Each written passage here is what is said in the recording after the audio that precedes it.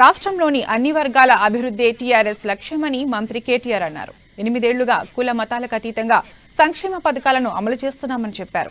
తెలంగాణ రాకముందు వచ్చిన తర్వాత రాష్ట్రంలో చాలా మార్పులు జరిగాయన్నారు.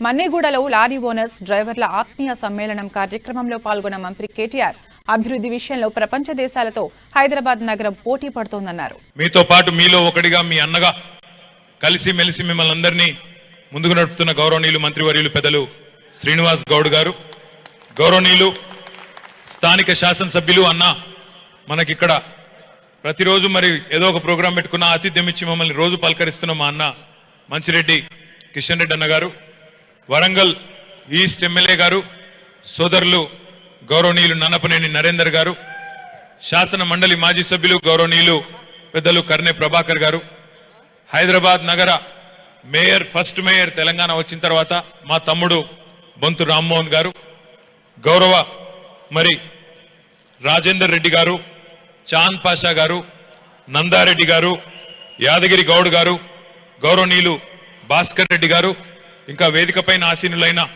మరి వివిధ హోదాల్లో ఉన్న ఈ సంఘ ప్రతినిధులందరికీ, మన సరుకు రవాణా సంఘ ప్రతినిధులందరికీ పేరు పేరున, మా వంగేటి లక్ష్మారెడ్డి అన్నకు, ఇంకా పేరు పేరున ఎవరి పేరైతే నేను చెప్పలేదో వాళ్ళు ఎవ్వరు తిట్టుకోవద్దని ముందే విజ్ఞప్తి చేస్తూ, వేదిక ముందున్న రాష్ట్రంలోని అన్ని ప్రాంతాల నుంచి తరలి వచ్చిన మా అన్నదమ్ములందరికీ పాత్రికేయ మిత్రులకు హృదయపూర్వకంగా శిరస్సు వంచి నమస్కారం.